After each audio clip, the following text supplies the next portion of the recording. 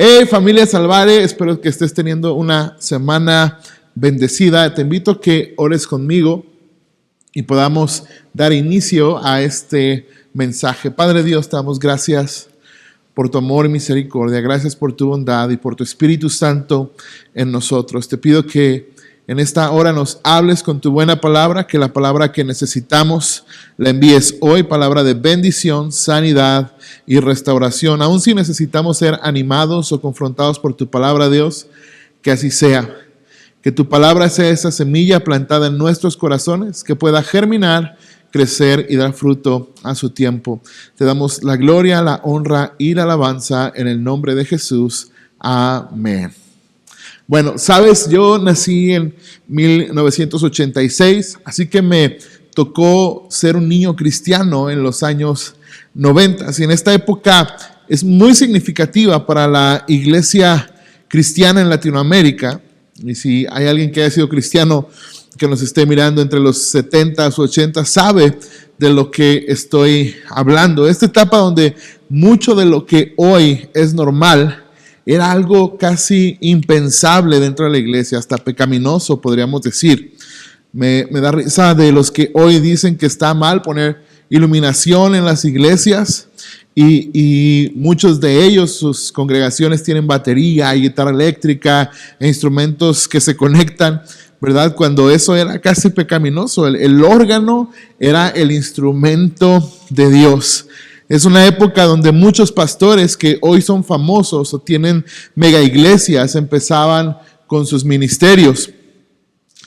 Muchos de ellos, ves videos en internet y se ven muy jóvenes, ¿verdad?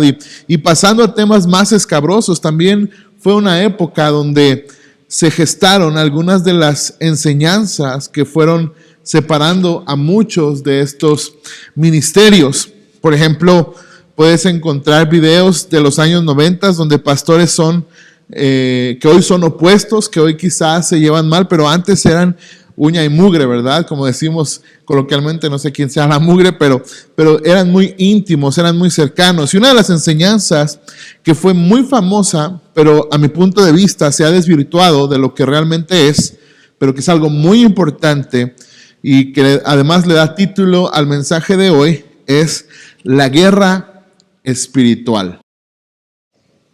La guerra espiritual es, a grandes rasgos, esta doctrina que inició en los años 90, no hablo del concepto de guerra espiritual, ese ha estado constantemente o siempre en la Biblia, pero esta idea que se mantiene básicamente hasta hoy, donde hay que pelear con el diablo y sus demonios mediante una serie de rituales como el exorcismo o la oración como amuleto, como arma para reprender a los espíritus, incluso rituales extraños como rociar paredes con vino o aceite o agua o quemar incienso o tomar mapas de la ciudad o un país y en oración tomar posesión de esos territorios. Yo recuerdo alguna vez estar en una junta de pastores donde estaba un invitado de la ciudad de California, de Los Ángeles, California, perdón,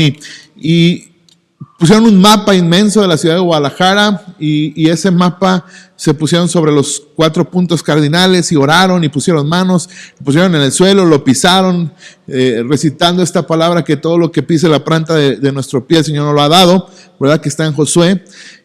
Y hasta el día de hoy, pues no tuvo ningún efecto, ¿verdad? Porque creemos que eso es la guerra espiritual. Pero en el contexto del Nuevo Testamento, la guerra o la lucha espiritual se libra básicamente en 2 frentes, ya que cuando se usa esta analogía de la guerra espiritual, se nos habla básicamente de 2 situaciones explícitas. La primera es del avance de la predicación del evangelio y la otra, la santificación del creyente, donde el enemigo, obviamente creemos que hay un enemigo que pone obstáculos para estas 2 cosas, para avanzar en la predicación del evangelio, pero también en la santificación del creyente. Sin embargo, la Escritura no habla de una actitud exageradamente mística al respecto, ni tampoco habla de que todo es un espíritu. De hecho, habla más de razonamientos humanos y de tentaciones que de espíritus. Hoy en día escuchamos esta terminología donde hay un montón de espíritus, ¿verdad? Donde se le habla a un niño que está pasando mal la escuela y dice, reprendo el espíritu de burro. No hay un espíritu de burro, es algo diferente, ¿verdad? La guerra espiritual no es eso. Ahora, lo que me lleva a preguntarte en esta preciosa mañana es, ¿qué batalla estás librando? ¿Qué batalla estás librando?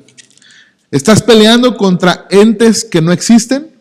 Y ojo, no estoy diciendo que el mundo espiritual y el mal no sean reales, no estoy diciendo eso.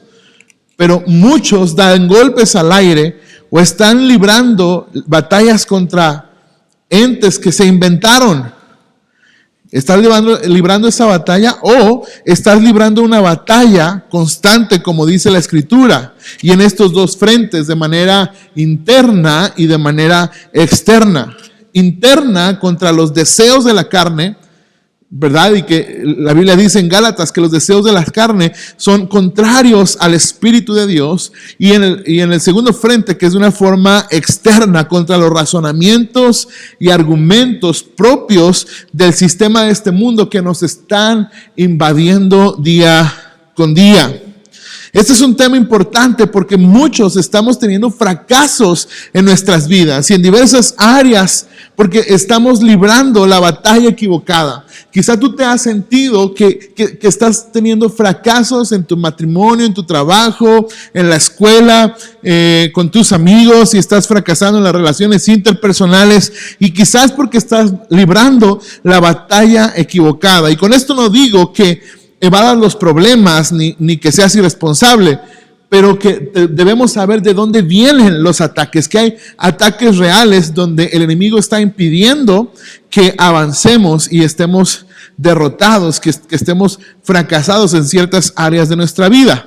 Es decir, no quiero echarle la culpa a todo al diablo, pero sí que sepamos que hay obstáculos que está poniendo. Te lo voy a poner un ejemplo muy dramático, pero quizá a manera ilustrativa y para que sea fácil de entender. Por ejemplo, imagínate que tienes broncas en tu matrimonio y comienzas a verle los defectos a tu esposa y de repente aparece una extraña, ¿verdad?, que te habla bonito, y en lugar de ver que es una tentación, te autojustificas diciendo, no, pues es que yo también tengo mis necesidades, ¿verdad? Y pues como no me hablan bonito en la casa, pues a alguien más me habló bonito y ya quiero mi casa aparte, ¿no? Y Dios te dio armas espirituales para enfrentarte a esa tentación. Lógicamente es una tentación porque te llevará a desobedecer a Cristo. Y no hay que reprender al espíritu de adulterio, hay que ser fiel al pacto que hicimos con la mujer de nuestra juventud, como dice la Escritura. Así que ahora vamos a ver lo que dice la Biblia, pero vamos a ver lo que dice la Escritura. Así que acompáñame a Efesios capítulo 6, versículos 10 al 12. Fíjate bien, voy a leer en partes porque quiero ilustrar algo, pero vamos a empezar con los versículos 10 al 12. Una palabra final, estoy leyendo NTV. Sean fuertes en el Señor y en su gran poder. Pónganse toda la armadura de Dios para poder mantenerse firmes contra todas las estrategias del diablo.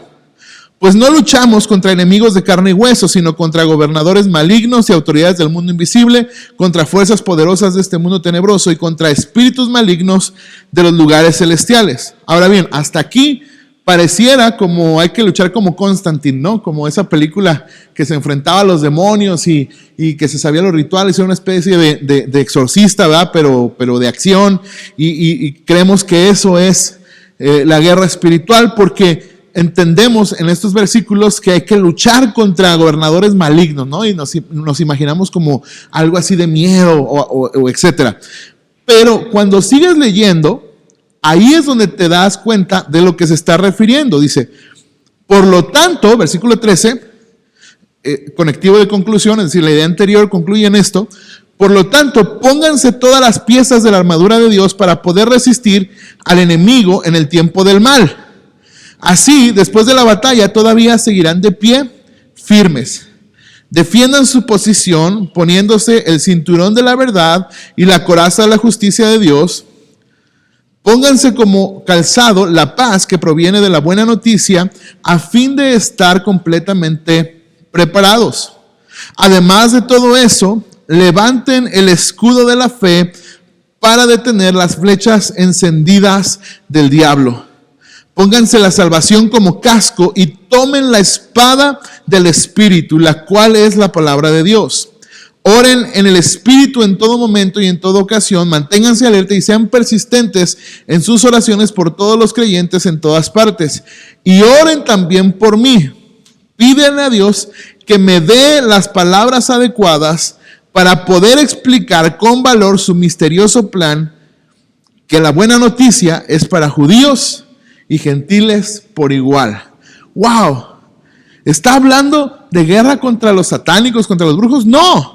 Está hablando de que hay un impedimento de que la buena noticia, el evangelio, avance. De hecho, todo el contexto de Efesios es lo que Dios hizo a nosotros, cómo nos escogió, la obra de la iglesia, que Dios nos usa como ejemplos de su gracia, y ahora hay que predicar al mundo el evangelio, y hay un enemigo que no quiere que le prediquemos al mundo, y por eso hay que ponernos la armadura de Dios. No está hablando de ir reprendiendo a brujos y espiritistas, que, insisto, no estoy diciendo que no sean reales. Yo he conocido gente que ha sido libre de todas esas cosas, pero no debemos espiritualizar todo. Aquí está hablando de impedir, o la tentación del enemigo es impedir que el evangelio avance. Ahora, si lo ligas con este pasaje, va a quedar más claro. Acompáñame a 2 Corintios, capítulo 10, versos 3 al 5. Somos humanos, pero no luchamos como lo hacen los humanos. Usamos las armas poderosas de Dios, no las del mundo, para derribar las fortalezas del razonamiento humano y para destruir argumentos falsos. Destruimos todo obstáculo de arrogancia que impide que la gente conozca a Dios, y capturamos los pensamientos rebeldes y enseñamos a las personas a obedecer a Cristo. Entonces, aquí tenemos que entender algo. Número 1, hay un enemigo. Hay un enemigo y es real, ¿verdad? Nuestro adversario, el diablo, dice la Biblia. Hay un enemigo y es real. Y él quiere que el evangelio avance, tanto externo, es decir, que no haya predicación, como interno. Que el creyente no proceda a la santificación que viene por la obra del Espíritu Santo. Pero tenemos que entender que su propósito es desviarnos. Su propósito es desviarnos, no asustarnos. La gente cree que el propósito del diablo es una película de terror, asustarte y abrir puertas y que hoy así. No, ese no es el propósito. Podría ser un arma, pero no es el propósito asustarnos, sino desviarnos del propósito y del plan de Dios. Ahora, sus armas son muy específicas según lo que dice este pasaje. Las armas del enemigo son, número 1, fortalezas de razonamiento humano. No quiere decir que no razonemos, ¿verdad? No quiere decir que Pablo está diciendo, no, pues ustedes no razonen, ustedes... No. Quiere decir que estas son fortalezas mentales que nos hacen pensar de una manera pecaminosa, de una manera alejada de Dios, de una manera propia de la naturaleza pecaminosa. Nuestra manera de razonar muchas veces está influenciada por el sistema de este mundo, y entonces comenzamos a actuar como personas que no conocieran a Dios. Básicamente lo podría decir de esta manera: tu forma de razonar está influenciada por el sistema de este mundo, obedece a la forma de pensar de un hijo de Dios. ¿Cómo está tu razonamiento? Y son fortalezas porque se levantan pensando en los castillos, ¿verdad? Que tenían estas fortalezas, estos muros altos que impedían pasar al enemigo, ¿verdad? Pues se levantan estos razonamientos humanos que impiden que pasen los pensamientos que provienen de Dios, y esas fortalezas mentales nos impiden que avance el evangelio, que avance la obra de Cristo, o la obra de santificación, mejor dicho, en nuestras vidas, porque la obra de Cristo fue completa, ¿verdad? En la cruz del Calvario. La segunda arma que utiliza el enemigo son argumentos falsos. Argumentos falsos. En la argumentación hay algo que se llama falacia, ¿verdad? Y es lo que vemos hoy en día. Falacias que nos impiden seguir la voluntad de Dios para nuestras vidas. En pocas palabras, andamos reprendiendo al espíritu de alcoholismo en lugar de dejar de creer que no tenemos un problema y que es algo normal, ¿no? El alcohólico piensa que es algo normal. El alcohólico siempre dice, no, yo no tengo un problema. No, problema los que están teporochitos ahí en la calle, ¿verdad? Esos sí son alcohólicos. No, porque él tiene argumentos falsos, que son mentira. Realmente tiene un problema, ¿verdad? Y no se ha dejado limpiar en esa área. Entonces, no hay que reprender al espíritu de alcoholismo, hay que dejar de creer falsedades. Entonces, el día de hoy vemos gente que sigue reprendiendo el espíritu de adulterio en lugar de dejar de pensar que nuestro cónyuge tiene la culpa de nuestras malas decisiones. Y en lugar de reconocer nuestros errores, le echamos la culpa a alguien más. Y hay personas que son infieles al pacto que hicieron un día delante de Dios. Y entonces muchos dicen, vamos a reprender el espíritu de adulterio. No hay eso, no es un espíritu de adulterio. Es un argumento falso que se creyeron en su mente y que los llevó a tomar decisiones contrarias a la voluntad de Dios. Número 3 dice obstáculos de arrogancia. Básicamente estoy usando la terminología de Efesios. Obstáculos de arrogancia. ¿Qué es una persona arrogante? Bueno, una persona arrogante es alguien que muestra soberbia y trata con desprecio a los demás.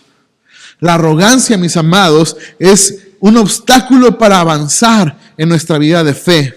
¿Por qué? Porque nos creemos más que los demás, los tratamos con desprecio, no aceptamos el consejo de alguien porque creemos que no nos entiende, que no sabe lo que estamos pasando y lo tratamos con desprecio. Y eso, en vez de aceptar el consejo y que a veces Dios nos está hablando a través de una persona, somos demasiado arrogantes y no aceptamos el consejo de los demás. Y eso nos pasa cuando creemos que sabemos lo suficiente, cuando viene alguien que consideramos menor que nosotros, que no sabe lo suficiente, a veces es Dios hablando a través de otra persona y menospreciamos las palabras de otras personas por nuestra arrogancia. Y entonces, en lugar de librar esa verdadera batalla espiritual, algunos dicen, no, pues es que yo reprendo la pobreza en el nombre de Jesús, ¿verdad? Y yo declaro que soy bendecido y etcétera, etcétera, en lugar de escuchar el consejo de alguien que nos dice, hey, cuida tus finanzas,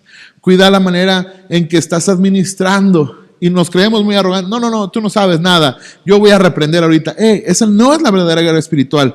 La verdadera guerra espiritual es derribar los obstáculos de arrogancia. Número 4, pensamientos rebeldes. Pensamientos rebeldes. Es decir, pensamientos que se oponen deliberadamente al pensamiento de Cristo. Cristo dice perdona y el pensamiento rebelde dice no perdones. Cristo dice ama a tus enemigos y el pensamiento rebelde dice no ames, ódialos. El pensamiento de Cristo nos dice que debemos ser obedientes y el pensamiento rebelde dice, no, eso está mal porque eso es sumisión y eso es malo. Y hoy los valores del reino son antivalores para el mundo y es lo que nos enseñan. Entonces los pensamientos rebeldes son aquellos que se oponen directamente o deliberadamente al pensamiento de Cristo. Esas son las cosas contra las que estamos luchando, mis amados. No espíritus inventados. Ojo, no estoy diciendo que el mundo espiritual no sea real, no. Pero nos inventamos espíritus en lugar de luchar contra fortalezas de razonamiento humano, en lugar de pelear contra argumentos falsos, en lugar de pelear contra obstáculos de arrogancia y pensamientos rebeldes. Ahora, la pregunta es, ¿cómo luchamos? ¿Cómo luchamos? Bueno, número 1, con la armadura de Dios. Dice ahí que Dios nos dio la armadura para que podamos resistir al enemigo y permanecer de pie después de la batalla. ¿Cuál es esta armadura? El cinturón de la verdad. ¿Te fijas que las armas que nos da no son gritos? No dice, te he dado una Biblia abierta en el Salmo 23, te he dado una espada de metal para que tú pienses que es real y le des al aire y pienses que estás matando espíritus. Tampoco dijo, te voy a dar la Santa Cena para que se las eches a la gente en la cara o encima. No está dando nada físico, simplemente son virtudes que todo cristiano debería de tener y desarrollar, o deberíamos tener y desarrollar, y es el cinturón de la verdad. Pablo no está haciendo una analogía detallada, básicamente está diciendo que son parte de la armadura, y la verdad, hablar la verdad nos va a ayudar contra los argumentos falsos. Lo opuesto a la falsedad es la verdad. Por lo tanto, cuando nosotros nos ceñimos con la verdad del Evangelio, podemos ir en contra de los argumentos falsos, donde la gente te dice, es que tú estás mal, tú tienes que hacerlo como nosotros, tú tienes que hacerlo de esta manera, no lo hagas como dice la Biblia, porque eso es un libro viejo, eso no tiene nada que ver. No, la palabra de Dios es viva y eficaz, y cuando te ciñes de la verdad, actúas en la verdad. Y número 2, dice la coraza de justicia, es decir, una actitud justa, una actitud acorde al evangelio que predicamos. Esa es la justicia. Y luego dice el calzado de la paz, ¿verdad? En algunas versiones dice del apresto del evangelio, es decir, caminar en paz. La Biblia dice, bienaventurados los que buscan la paz, porque ellos serán llamados hijos de Dios. Y muchas veces vemos creyentes buscando pleitos, buscando contiendas, creando chismes, peleándose los unos contra los otros. Eso no es propio de un creyente. Nosotros necesitamos la paz para poder librar esas batallas. La batalla contra la murmuración, contra el chisme, la batalla contra los pleitos es caminar en paz. Esa es nuestra arma en esta batalla. Y luego dice el escudo de la fe, es decir, la confianza, la dependencia completa en Dios. Eso va a ser un escudo contra los ataques del enemigo que buscan desviarnos del propósito, ya sea una tentación, un desánimo, quizá argumentos que nos llegan a nuestra mente, que nos hacen poner y depositar nuestra confianza en nuestra cuenta bancaria, en nuestros títulos, en nuestras capacidades o en nuestros dones y talentos, y creer que la gente nos necesita o que depende de nosotros, y confiar en nuestras propias fuerzas. Esos argumentos se levantan en contra del creyente, y la manera de derribarlos es con el escudo de la fe. Nos cubrimos de esos pensamientos cuando ponemos nuestra confianza completamente en Dios. Y luego el casco de la salvación, el yelmo, ¿verdad? En algunas versiones dice el yelmo de la salvación. Es decir, que todo el tiempo pensemos en la salvación del Señor. Déjame ponértelo en palabras de Pablo cuando dice que debemos vivir acordes a el Evangelio. Vivan de una manera digna al llamamiento que han recibido. Y cuando algunos hablan de llamamiento, piensan que personas que han sido elegidas para ser pastores o ministros. No, habla del llamado a ser hijo de Dios, al ser creyente. Entonces, el yelmo, el casco de la salvación, o la salvación en sí, como arma, es pensar siempre como salvo, como lo que soy ahora, y vivir acorde a esa salvación que he recibido mediante la gracia de Jesucristo. Y también habla de la espada del Espíritu, que es la palabra de Dios. ¿Sabes cómo vas a derribar argumentos falsos? Con la palabra de Dios. ¿Sabes cómo vas a vencer los obstáculos de arrogancia? Con la palabra de Dios. ¿Sabes cómo vas a derribar las fortalezas de razonamiento humano con la palabra de Dios, porque su palabra es viva y eficaz y más cortante que una espada de doble filo.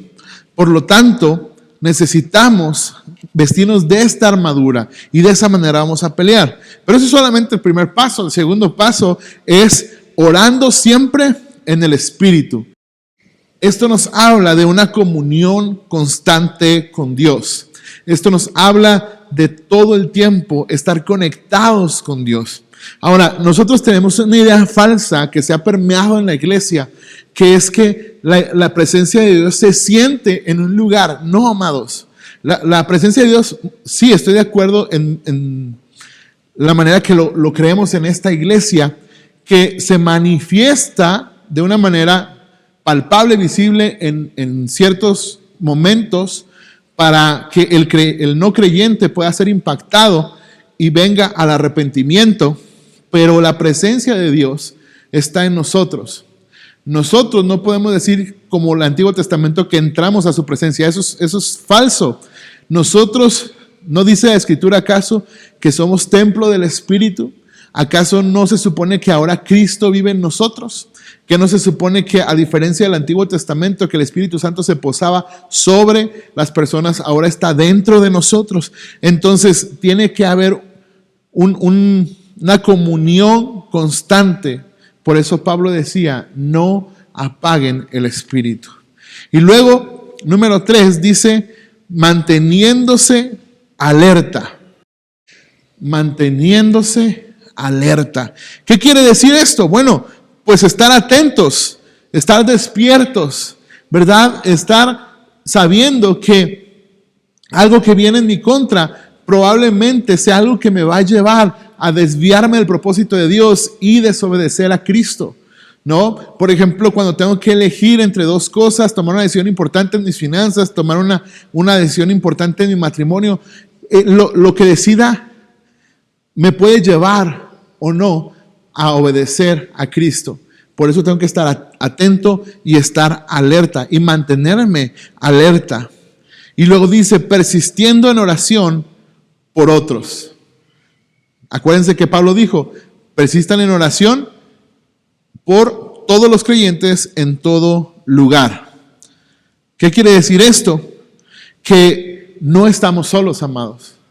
Que la guerra espiritual también se libra orando los unos por los otros, levantándonos, animándonos. Qué consuelo es cuando estamos cabizbajos y alguien llega y te dice, hey, déjame orar por ti.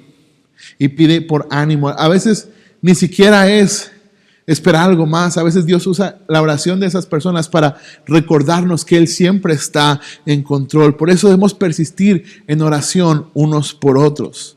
Al final, creo que valdría la pena preguntarnos en esta guerra espiritual, no de lanzar conjuros o contraconjuros, ¿verdad? Cristianos, sino de una batalla real contra argumentos y fortalezas y obstáculos. Valdría la pena preguntarnos, ¿cuál es el propósito de esta guerra? ¿Cuál es el propósito de esta guerra? Bueno, 2 Corintios, capítulo 10, versículo 5 dice,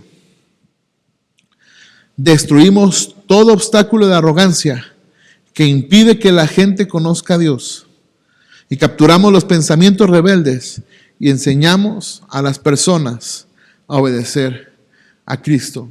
Amados, la verdadera guerra espiritual no es luchar contra demonios. La verdadera guerra espiritual es luchar contra nuestra carne y llevarnos a la obediencia a Cristo. Porque lo que realmente estamos luchando día con día, contra lo que estamos peleando cada mañana desde que nos levantamos, es para obedecer a Jesús. ¿O acaso no cada decisión que tomamos nos puede llevar a obedecer o desobedecer la voluntad de Dios? Insisto, la obediencia hoy en día es un antivalor en el mundo, pero es un valor genuino y verdadero y real e importante en el reino de Dios. Amados, la obediencia a Cristo es la verdadera lucha espiritual. Cuando te levantas y recibes una palabra hostil, Puedes obedecer a Cristo y responder en gracia, o puedes desobedecerlo y devolver el insulto. Cuando hay una tentación que te hace romper el pacto con tu esposa, con tu esposo, la decisión, la lucha está en si obedeces o desobedeces a Cristo, en si te mantienes fiel al pacto o desobedeces y eres infiel al pacto. Amados, yo creo que en este tiempo no debemos reprender el espíritu de pobreza. Mejor ponte a trabajar. No debes reprender el espíritu de adulterio. Mejor mantente fiel a tu esposo o a tu esposa. No reprendas al espíritu de fornicación.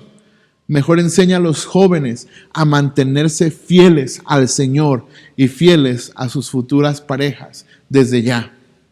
No enseñemos a reprender espíritus que nos inventamos. No reprendamos el espíritu de alcoholismo.